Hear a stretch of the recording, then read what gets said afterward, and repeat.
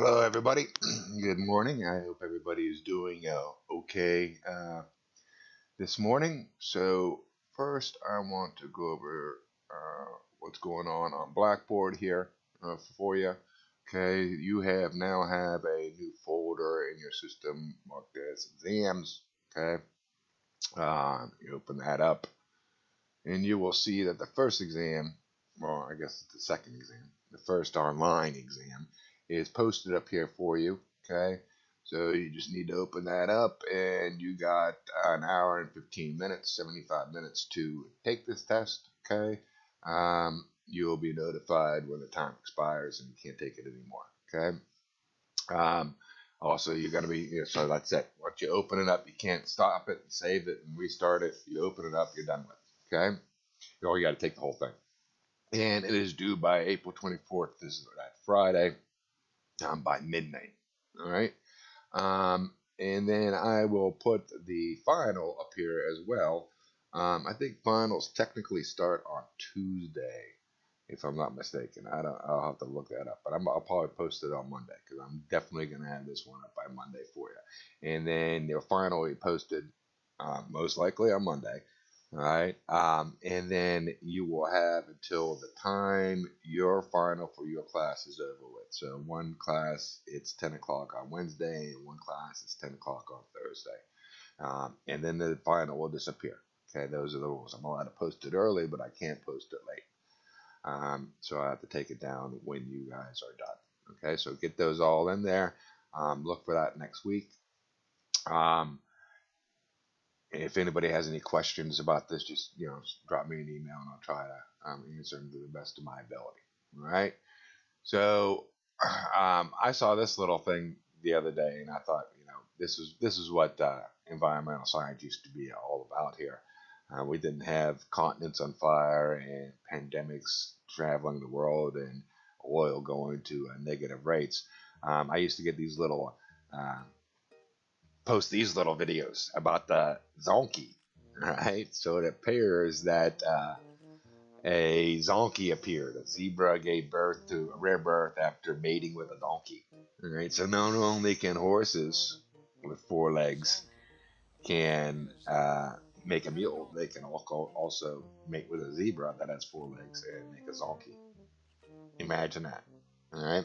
But this is not, I don't know if this is a new species or not because we have to see if the zonkey can mate and have live fertile offspring, right? Because that's what makes a species a species.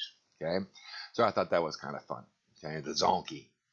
You gotta love it. All right. But like I said, crude oil, man. Unbelievable. On Monday, I posted it at might go negative, and lo and behold, it did go negative. Unbelievable. Um, and I saw this headline this morning in Bloomberg: oil at why oil at negative 100 isn't a crazy bet anymore.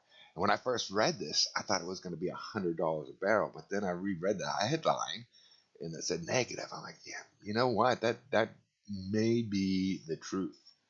All right, because you can see right here, Brent crude oil is down 11%, and that's like the European number.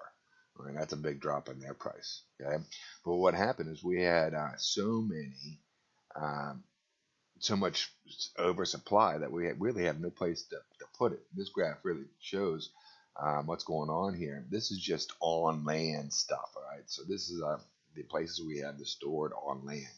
And you can see how much extra oil reserves we had on these lines right here going through. So we had about 2.2 billion. I think this is in billions, okay? Almost 3 billion on an average basis. Now it's up to, we've added 2 billion more, or 200 million more online, stored on land. And what they're doing is they're going around and just taking satellite images of these places and looking to see who's full or not. All right, we're just using Google Earth, or magic of Google Earth and stuff. Um, but having said that, there's still like other stuff that's underground and stuff that are on ships, and we just ran out of space. And no one, it would cost the money to take it. And that's what it did. It cost them 32. By the end of close on Monday, or the the worst time on Monday to sell out of these was, I think it was negative $32 a barrel. So it would cost you, the seller, to pay someone $32 to take care of this commodity. All right. And this is crazy stuff. This should never ever happen. And I don't know. I go all the way back, and I probably just a little bit more into the weeds than you guys really want to get into this. But I go all the way back to the 1990s when Clinton signed the Commodities Act, which allowed individuals to bet on this stuff and not actually take possession of the oil. So now it was open up, and there's these ETFs and all this stuff where the average day Joe can bet on this market. Because before, if you actually bet on the market, you had to take control of the asset. You had to take that oil. And that's what happened on Monday. Those contracts expired, and you have to now take the oil at the very, very end of this. And no one had any place to put it. All right? That was just nuts. And who knows what's going to happen the next time. Because right now, I think the next futures are June's, and they are trading about $11 or something like that. And that's like crazy. Okay, that is unbelievable price, and we're already at max capacity. Trump said he was going to try to put more into the strategic reserves here in the United States, but we don't have it. We're filled to the brim. I don't know where he's going to find it. It's like trying to find the farmland that China is going to buy all these extra agriculture off of us. Right? China is supposed to double their purchases in agriculture, but we don't have double the farmland, just like we don't have double the oil storage. I can't understand why some people just don't understand limits. All right, it just drives me nuts. All right, see what else I got up here. Oh yeah, watch this COVID stuff that's going around here. Pay attention to it because it's gonna be very neat because different places are opening up their economies and seeing what's going to happen. Singapore has done this. Hong Kong, China is doing this. Hong Kong, and some places in the United States. So pay attention and watch other places, not just the United States. See what happens. Hopefully, and recognize the difference between the countries and the results. Do they have enough testing and all this other stuff going on? So just keep an eye out on that. And I saw something very interesting the other day about this COVID-19 being like altitude sickness. Okay, and this article is really good because it doesn't talk about it. It says it's not like it. It kind of isn't like it, all right? Because you can control your altitude sickness. But what the researchers have found, it's like the COVID-19 is stealing your oxygen kind of from your blood. And slowly but surely. So, plants need three things to live, right? They need the sunlight, they need the water, and they need minerals, so they need the food. And we need the same thing. We need our oxygen, right? And our food and our water. And slowly but surely, that COVID-19 slowly steals your blood, your oxygen from your blood until there's a point where your body finally switches over, right? And typically, your body will say, hey, we're low on oxygen, we're in trouble. But it's so sneaky that our typical alerts in our body, our antibodies and things that would typically say, hey, you're low on oxygen, you need to go to the hospital, don't show up until right at that point where it's total collapse, right? So it's a very sneaky kind of thing, right? Because why they say it's like altitude sickness is these people are showing up at the hospital and they're taking their oxygen levels and it's totally out of whack. It's like someone was on the top of, and had alcohol, had altitude sickness. It's not that it was caused by climbing the Himalayas, but similarly, the oxygen level in their blood is way too low. All right. So I thought that was very interesting. So we're learning more and more about this COVID-19, and that's what we need to do. We need to throw everything at the kitchen sink and find out what this thing is all about and find out the solutions. And I hope and pray that those solutions come fast and furious. But we saw also, I don't know if you guys saw that in the news, that one solution that Trump was touting, excuse me, did not really come to fruition with that hydrochloric or whatever. But that's okay. I mean, that's the way this stuff goes. All right, we have to try. And that was tried. That drug was tried. It had been tried with almost every single one of these viruses. So of course we're going to try it with this one. And unfortunately, it didn't pan out. But there's a lot of other research going on, and hopefully we will contain this thing and not let a second wave start. Okay, because that second wave is going to be brutal. I bet. All right. So having said that, we are talking about water. All right. And last time we talked about how water is disproportionately segregated around the world, just like the fossil fuels and the gold and the oil, just like everything else, right? And sooner or later, like I said, there's going to be some litigation and some troubled times about making sure that the populations have enough water, right? And this just isn't me. This is a lot of people out there. So the World Economic Forum, I think that's one of those websites I suggested to you. Do nice little research about where the water wars of the future will be fought. All right, and they just basically just plot out where it's going to be a little bit drier, and people are going to be searching for more water, and the likelihood they have is, I think it comes out to be, let's see what the likelihood is. I think it's 75% or something like that, 75 to 95% of the, yeah, here it is. How likely are water wars to arise? And this isn't, armed conflict necessarily, all right, but it can be, all right, depending on where we are in the world. If we're over here, there's going to be some armed conflict, but you can see this little area, there's going to be some litigation like Georgia, Alabama, and Florida, right? But they say it's going to chances of 75 to 95% in the next 50 to 100 years. All right, that's what we're going to be seeing. All right, and they increase it as the time goes on. So definitely, water is a commodity that we all need to survive, and we got to pay attention to it. Okay. And this section we want to talk about. We already started about where water is stored. All right. So we found out that most of it is actually in the oceans, right? 95% of the oceans, and we'll talk a little bit more about the oceans today.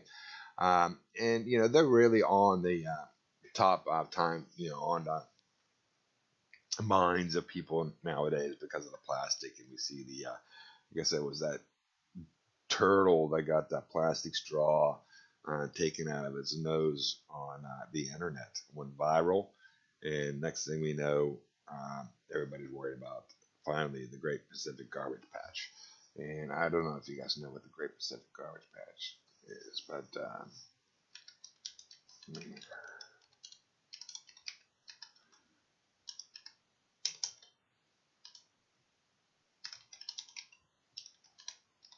I'll bring a couple pictures of that up for you. Okay, show you what I'm talking about.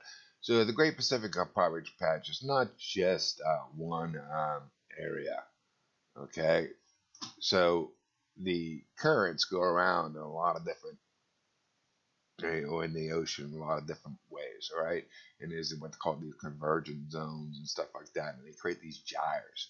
So the garbage comes off the coast and gets picked up by all these different currents and then gets collected in these little spots. And this is the Great Pacific Garbage Patch right here. It's about the size of twice as Texas. All right.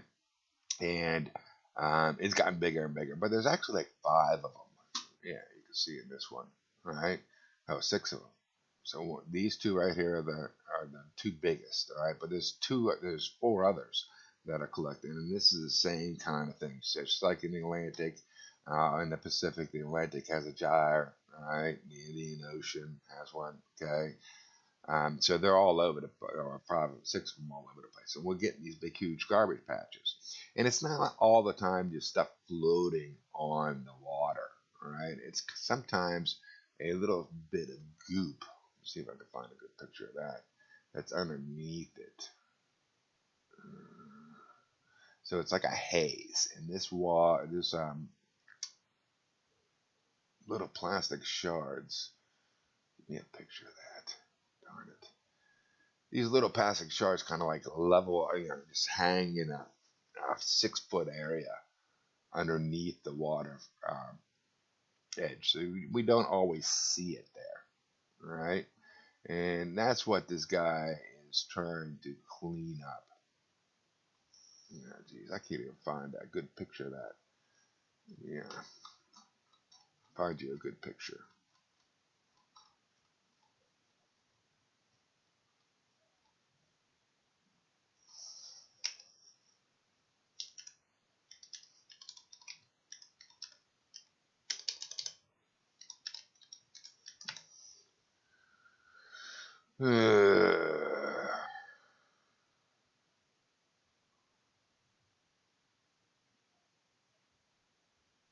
There it is. See all these little tiny pieces of plastic? Right? This is what's actually floating in there. All right? It's not always this huge stuff that you see here in this picture. All right? And it's like a little tiny level of 6 feet deep or whatever. All right? And I love this cat we're gonna watch on the next video here. All right? I have been showing his video for I don't know how long. I noticed him when he was 18. He won a science contest. He entered a science contest because he was out there scuba diving and saw all this plastic and decided that he was going to try to invent something that would help clean all this garbage out because it's just like plastic floating in the ocean and we need to do something about it. Okay. So he entered a science contest, won the contest, took that money and doubled it up and won a couple more things. And lo and behold, he really has invented this thing that's out there trying to clean up the oceans right now. Okay. So an 18-year-old kid started this, and I've been tracking his whole progress. And it's 2020 right now, and he actually has one of these things out in the ocean, trying to clean up, and he has a couple things in the rivers as well that he's innovated to catch all this plastic before it gets out to the Great Pacific Garbage Patch. So let's watch this little video here about how this kid, now a young gentleman, is trying to clean up the oceans out there.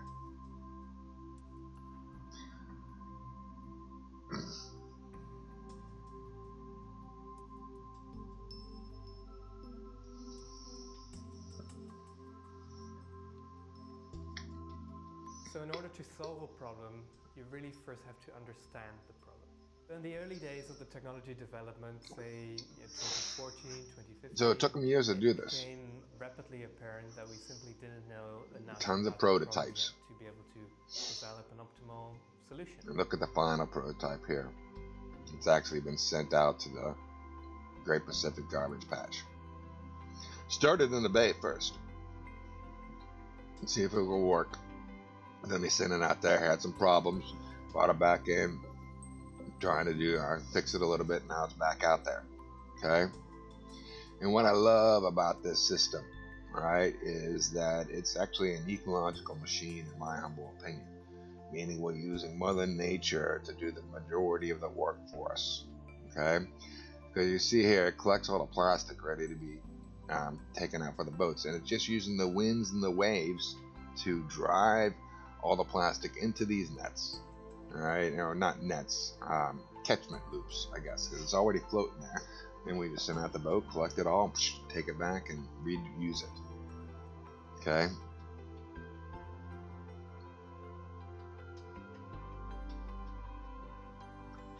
So there are solutions, okay, and you too, as a student, can think about how to change the world. Okay, we have what's called the innovation hacks here at Robert Morris. I don't know if you guys ever heard about them. There's one going on right now for COVID-19, and we're going to innovate our way out of this. All right, and you too can join that little contest and see what happens. All right, if you need someone to sponsor you, let me know. Maybe I'll think about it. Okay.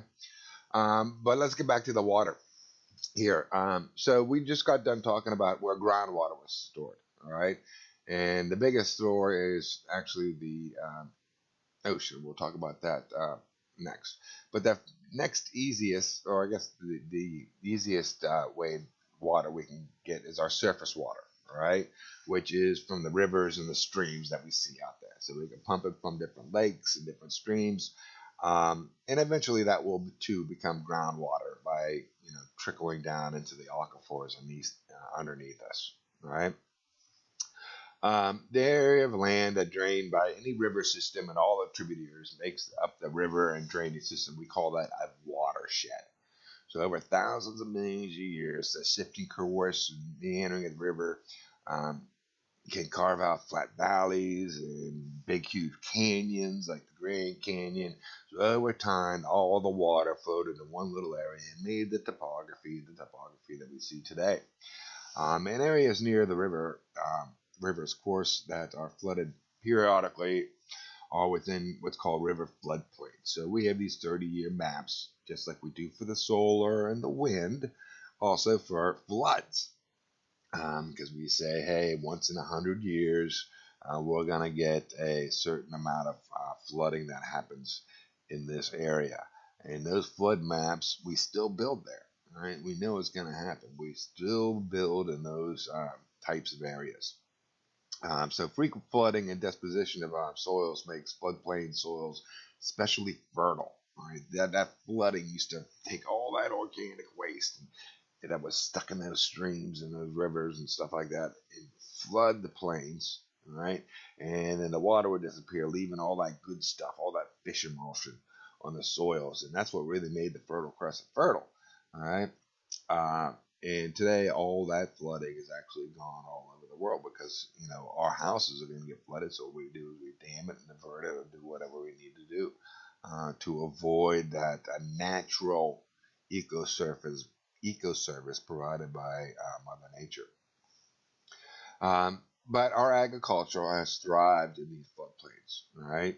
And ripened forests near riversheds are especially rich of species. And I mean, this is where the world really gets a lot of good stuff and a lot of biodiversity in these little areas. Okay, and we like to live there too.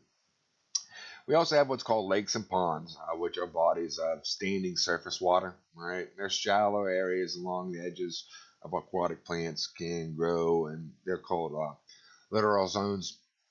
And we got the benthic zones, then the bottom. Okay, and we just go down the different areas. Okay, so the deeper you go, you have a different zone.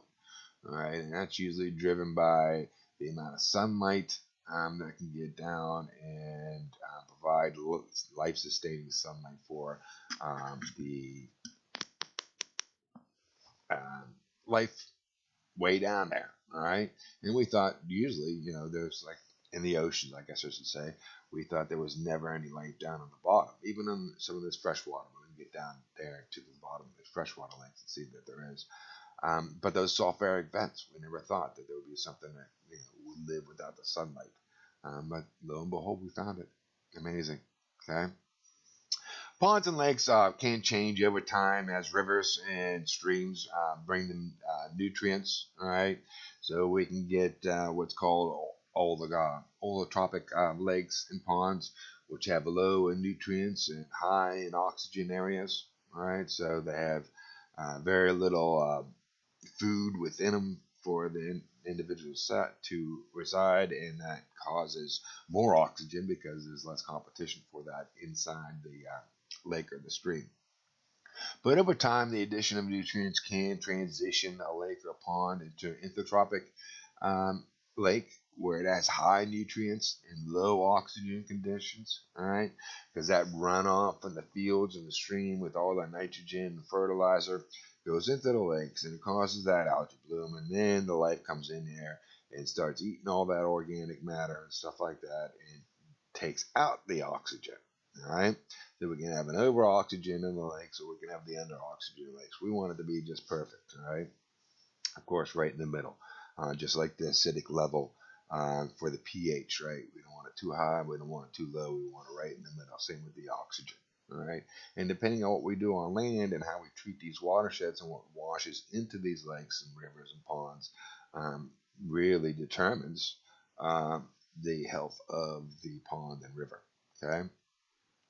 Given enough plant growth, the water body may eventually fill in completely. All right, so eventually, um, the lakes and the rivers are going to go away because, or I shouldn't say the rivers, they'll run down somewhere because that's basically gravity. But the lakes will just eventually just fill up with enough plant matter where they are above the sea level and they won't be able to take in the water, and it'll just create another watershed that goes down into a river. And that's basically what happened millions of years ago. Because millions of years ago, we had wetlands all over the system. And wetlands are systems where the soil is saturated with water and contain standing shallow water. So you see this in the swamps of Mississippi and stuff like that. So there's always some standing water in here. And this was the way it was way back before during the dinosaurs, and that organic matter just lifted up and gave us some more land, and lo and behold, we got the oil and coal down underneath us. All right. And these wetlands are broken into three different kinds of systems: freshwater marshes, swamps, and bogs. So marshes are basically where you see the cattails and rushes that grow above the water surface. The swamps contain standing water but are in forested areas. All right, so this would be a swamp area. All right, and bogs are ponds covered with thick floating mats of vegetation. All right, so a bog will be the same thing but without the trees. Okay. Wetlands can be seasonal, such as vernal pools that form under snowmelt of early spring and then dry up later in the summer. Okay, wetlands provide many water-related ecosystem services. Okay, they do so much stuff, and we really need to pay attention to those and integrate that into our society, and take advantage of that ecological service they provide, because they include slowing the runoff, right? Because we put up all these big cities, and now we have this runoff that we talked about in the urban environment because we have all this concrete. The same thing can happen if we're putting in parks and stuff like that to be able to enjoy, and parks and roads to be able to enjoy the wilderness. Also, you think about mountaintop removal. All right, this is going into a couple different wetlands here. We just take out that mountain, all that's runoff into that stream and river is going to disappear. Okay. Uh, Also, reducing flooding, recharging aquifers, and filtering pollutants. So, like we talked about the floodplains, it reduces it. All right. But we still need that flooding in a sense. Okay. We might take away that recharge zone of that aquifer we talked about in here, right? So if we get rid of this area and pave it over so the recharge doesn't happen, this aquifer is going to not work properly.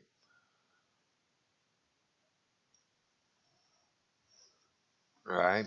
And filtering pollutants, right? So the aquifer underneath my house is very, very clean water, man. It's definitely some of the best I ever tested. I have had it tested a couple times, okay, just to track it for my own well-being, and it's very clean. But if you think about it, even the water filters that we use today and on your sink and stuff are just basically a bunch of different rocks that are found in the rock layer as that water percolates down into the aquifer. We didn't reinvent the cleaning of that water. Mother Nature has done it. We just kind of layer those rocks in the same way Mother Nature has. Okay. Wetlands have been heavily impacted by human activity. Just look at Disneyland. We decided to drain out the wetland and put up Disney World. All right, and that really has hurt the ecosystem. Not just Disney World per se, but a lot of the things we're doing in Florida has hurt the wetlands down there. All right, including draining and filling of agriculture as well, for agricultural usage too.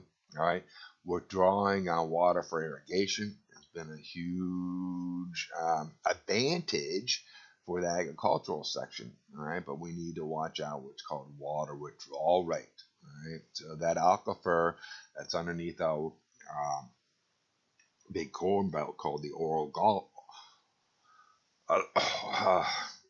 the I can't even remember the name of that aquifer. There's a huge aquifer underneath the Great Plains, right, where we grow our corn and wheat and stuff like that. And we have been taking out more water than Mother Nature can put in. All right, so we are exceeding our water withdrawal is exceeding the recharge rate. All right, Mother Nature's rain putting back in there. Okay, and we can figure that kind of stuff out, and that's pretty darn scary. So if we don't pay attention to how much water we're taking out for irrigation, we will going to run out of water. We're not going to have any more irrigation to happen with, right? And also construction of dams has also hurt the wetlands. All right, the oceans, and this is one of the biggest things out in the media, and I'm glad that we get to see this a lot of times. All right, I'm glad that the media is actually putting this stuff out here, and we're actually talking about the oceans. All right, and the world's 5 oceans are all connected, and they're making a single body of water that covers 71% of the Earth's surface. Okay, so this is definitely where most of the water storage is kept. Ocean water contains approximately about 96.5% of the water, right, by mass, and the rest consists of ions from dissolved salts. Okay, and you can see here how all of the different ocean currents redistribute the things here that go into the ocean. Not only heat, right, but also all the pollutants and plastics. Right, so there's all these different currents and undertones in the ocean that distribute these different things around the, what comes up here ends up over here eventually, right? And what ends up off the coast of Australia ends up floating all the way over here to South America, all the way over to the Cape of Horn of Matterhorn, I think this is called, down here in Africa. All right, can all end up here in India, right? So all these different currents that flow in the oceans. It's an amazing, amazing ecosystem, right, inside our ocean. Surface winds and heating also create vertical currents in the seawater. Um, Upwelling pulls the cold, deep, nutrients-rich waters to the surface. All right.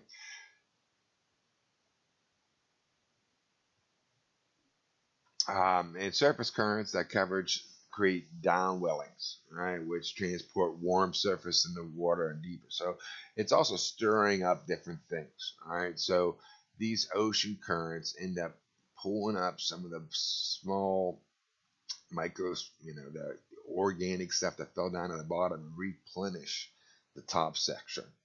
All right. Many parts of the ocean floor are rugged and complex. Under the water volcanoes can build islands above sea level, such as Hawaii. All right. The mid-Atlantic range and the underwater mountain range that runs the length of the Atlantic Ocean. So we got a mountain range down in here. Okay, that is just amazing. All right, the topography. I don't know if you guys ever watched the show on the History Channel, Drain the Oceans. It's an amazing thing.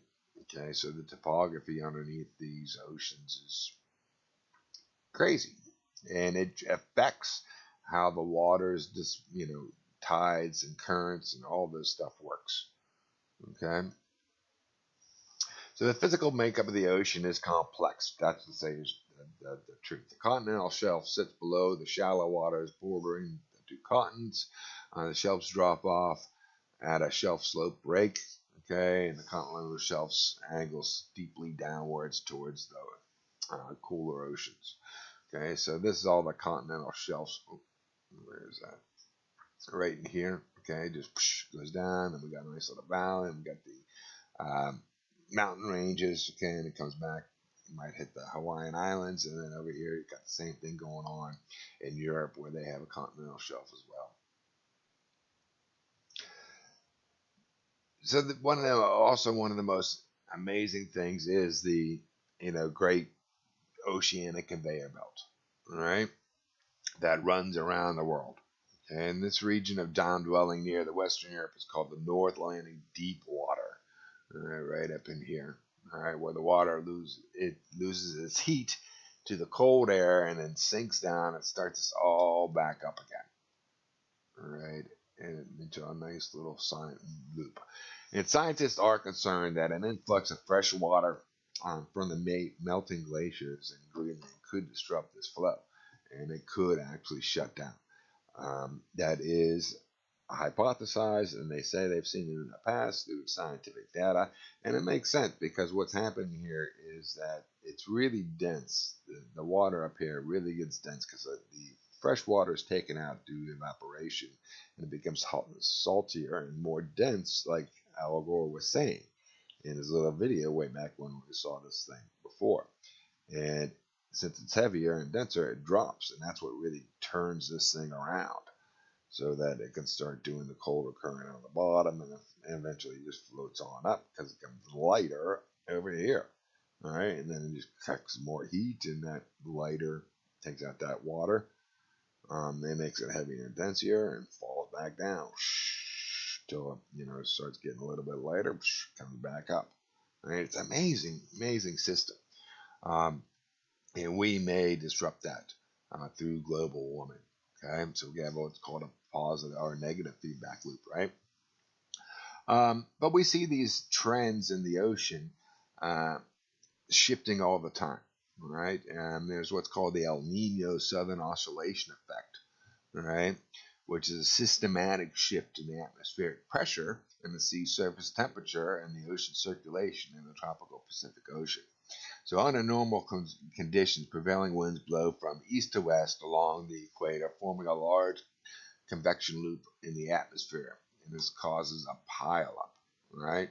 So usually we go over both sides, and this will take, since the normal winds are going this way, all right, conventional loop, it pushes all the hot air over into the east area, all right, and then the cold air gets blown over here, and this changes the atmosphere.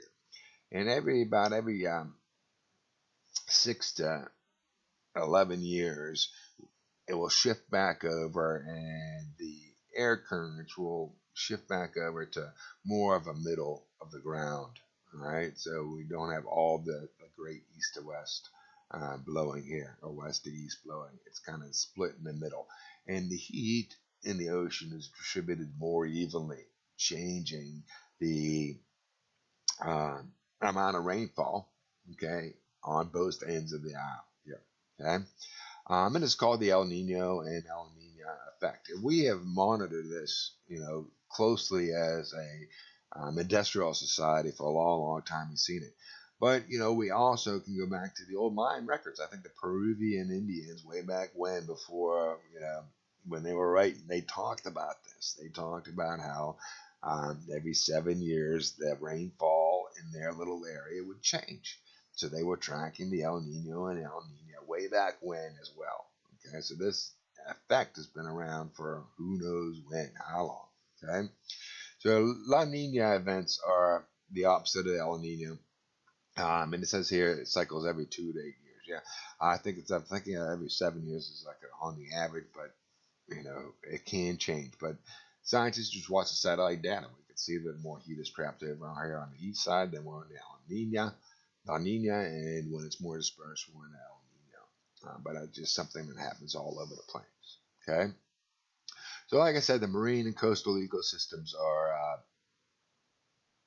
regions of the ocean water differ greatly, with certain zones supporting more life than others, depending on characteristics such as topography, temperature, salination, nutrients, and sunlight. So, next time we talk, we're going to get into a little bit more of the topography, temperature, salination, nutrients, and sunlight, and how that affects our waterways and what grows around them. All right.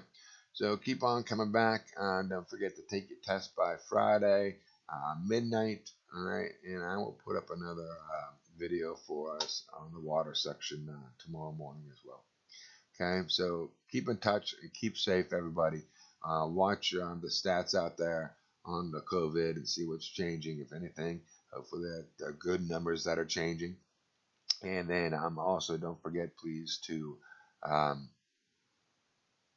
keep smiling and keep safe. All right.